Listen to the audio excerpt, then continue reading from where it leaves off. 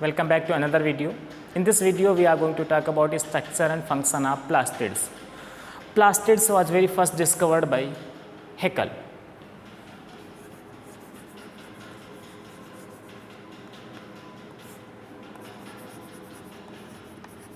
In 1886 and defined by simple.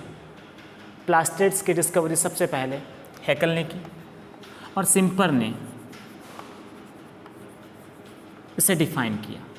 Okay. Plastids plant cell में present होते हैं जबकि एनिमल सेल में एब्सेंट होते हैं.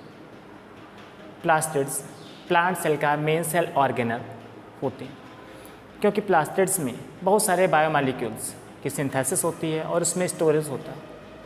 ओके. प्लास्टिड्स जो होते हैं वो 3 टाइप्स के होते हैं. इनको 3 कैटेगरीज में डिवाइड किया गया है. First chromoplast, second leucoplast, third chloroplast. Chromoplast, leucoplast, chloroplast. Chromoplast coloured plastids होते हैं जो कि कलर्ड पिगमेंट की सिंथेसिस करते हैं.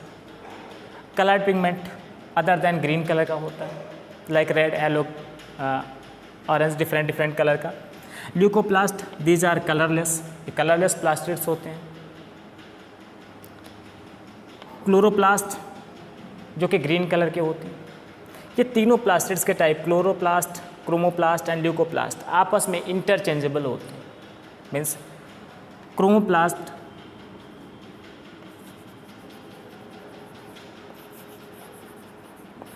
क्लोरोप्लास्ट में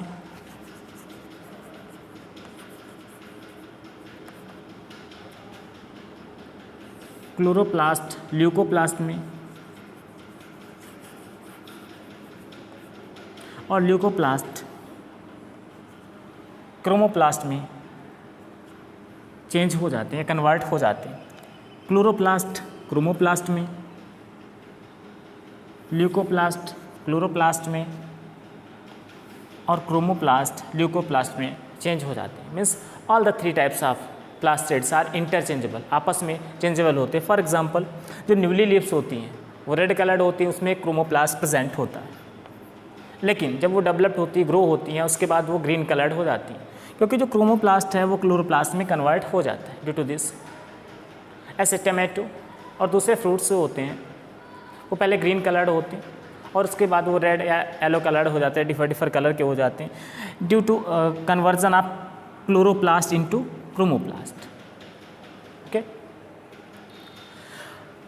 ल्यूकोप्लास्ट ये प्लांट्स के उन पार्ट्स में पाए जाते हैं जो कि सनलाइट से दूर होते हैं. For example root and stem. Root और स्टेम में ल्यूकोप्लास्ट पाए जाते हैं जो कि डिफरेंट बायोमॉलिक्यूल्स का स्टोरेज करते हैं, इनको स्टोर करते हैं. बायोमॉलिक्यूल के स्टोरेज के बेसिस पर ल्यूकोप्लास्ट को डिफरेंट कैटेगरीज में डिवाइड किया गया है. ऐसे प्लास्टिड्स या ऐसे ल्यूकोप्लास्ट जो स्टार्च का स्टोरेज करते हैं उन्हें एमाइलोप्लास्ट कहते हैं. ओके. और ऐसे प्लास्टिड्स जो प्रोटीन का स्टोरेज करते हैं उन्हें प्रोटीनोप्लास्ट. और ऐसे प्लास्टिड्स जो फैट का स्टोरेज करते हैं उन्हें एमाइलोप्लास्ट बोलते हैं, एलाइलोप्लास्ट बोलते हैं. एमाइलोप्लास्ट स्टार्च को स्टोर करते हैं, प्रोटीनोप्लास्ट प्रोटीन को स्टोर करते हैं और एलाइलोप्लास्ट जो है वो फैट को स्टोर करते हैं. ओके. क्रोमोप्लास्ट प्लांट्स के ग्रीन पार्ट को छोड़कर अदर पार्ट्स में पाए जाते हैं जो कि अदर कलर के होते हैं, डिफरेंट कलर के होते हैं. और क्लोरोप्लास्ट जो है वो प्लांट्स के ग्रीन पार्ट्स में पाए जाते हैं like leaves and stems. Okay. Know the structure of chloroplast. Chloroplast के स्ट्रक्चर के बारे में बात करते हैं.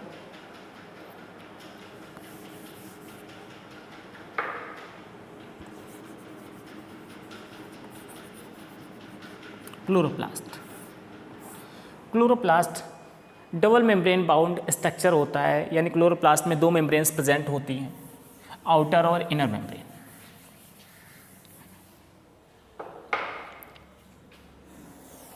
क्लोरोप्लास्ट ओवल शेप्ड होता है, यानी इसका स्ट्रक्चर जो है समवट ओवल शेप्ड होता है।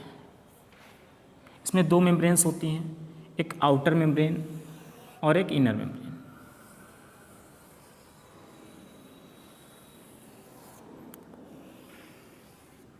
Outer membrane and inner membrane.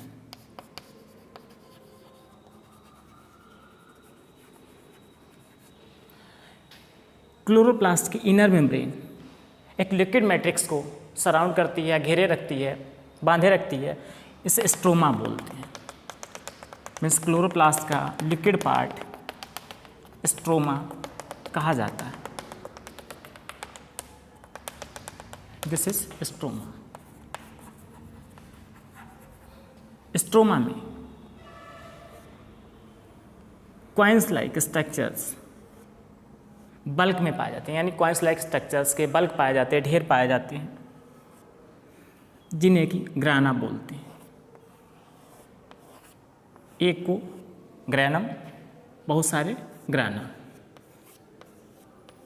ग्राना एक दूसरे से लैमेली से अटैच रहते हैं, जिसे इंटरग्रेनुलर लैमेली कहते हैं। और एक बल्क दूसरे बल्क से एक लैमेली से अटैच रहता है, जिसे इंटरस्टोमल लैमेली कहते हैं।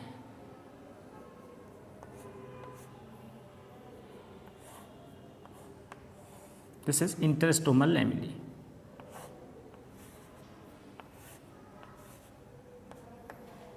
लैमेली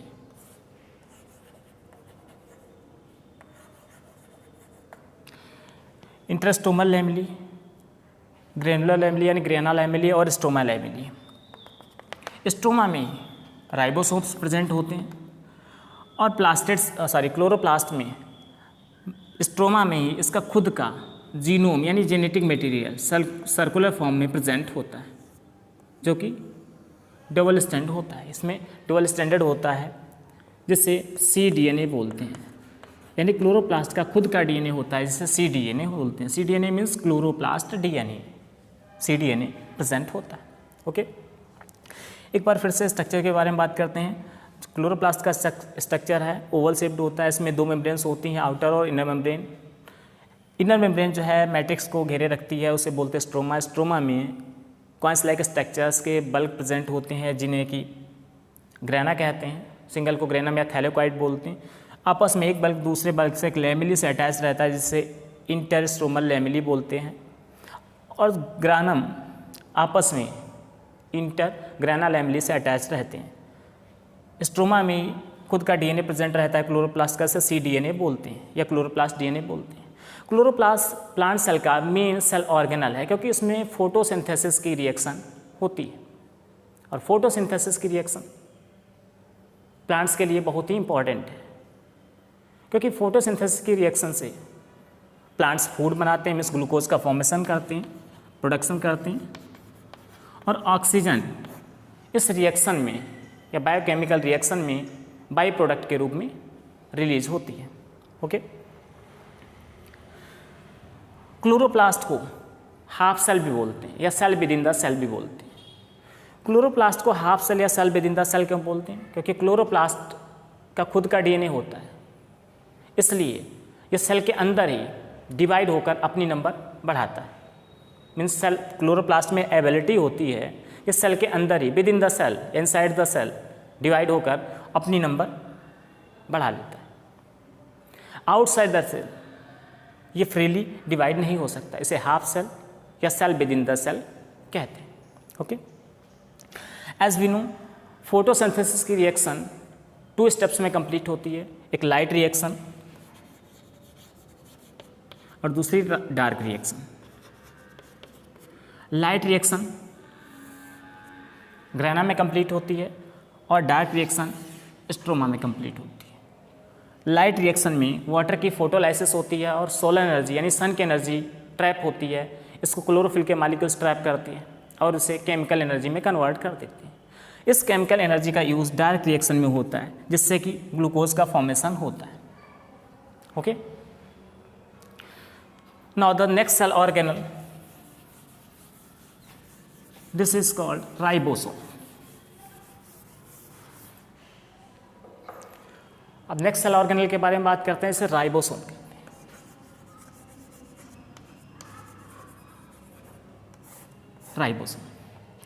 राइबोसोम जो कि प्रोकैरियोटिक और यूकैरियोटिक सेल्स दोनों सेल्स में प्रेजेंट होते हैं।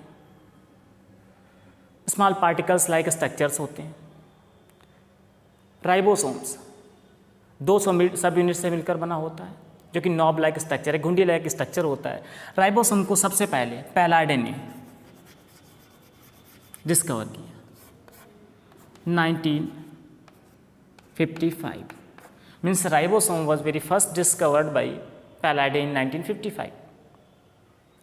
ईच राइबोसोम कंसिस्ट ऑफ 2 सब यूनिट्स, यानी हर एक राइबोसोम 2 सब यूनिट से मिलकर बना होता है, एक स्मॉल और दूसरी लार्ज।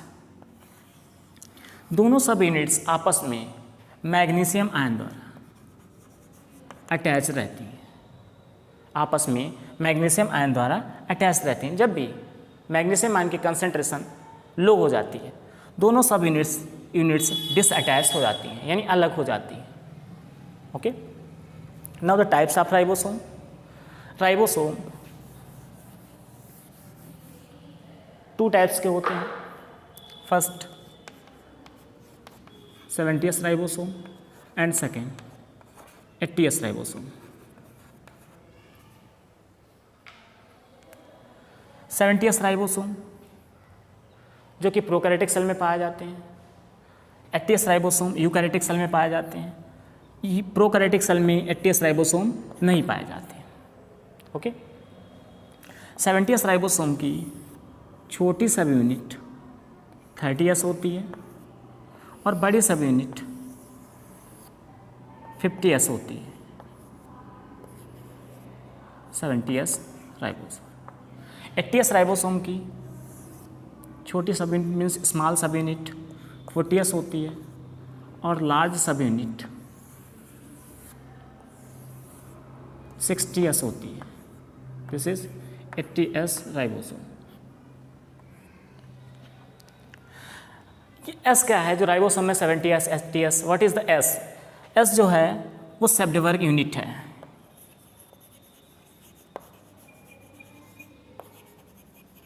एस सेप्टेवर्ग यूनिट है।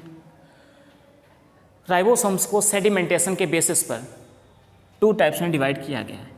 राइबोसोम्स का सेडिमेंटेशन एक स्पेशल टाइप के एपरेटस जिसे सेंट्रीफ्यूज कहते हैं में किया जाता है, और सेडिमेंटेशन को सेप्टेवर्ग यूनिट में मेजर किया जाता है। तो जो एस है ये सेप्टेवर्ग यूनिट मीन्स सेडिमेंटेशन है राइबोसोम्स का।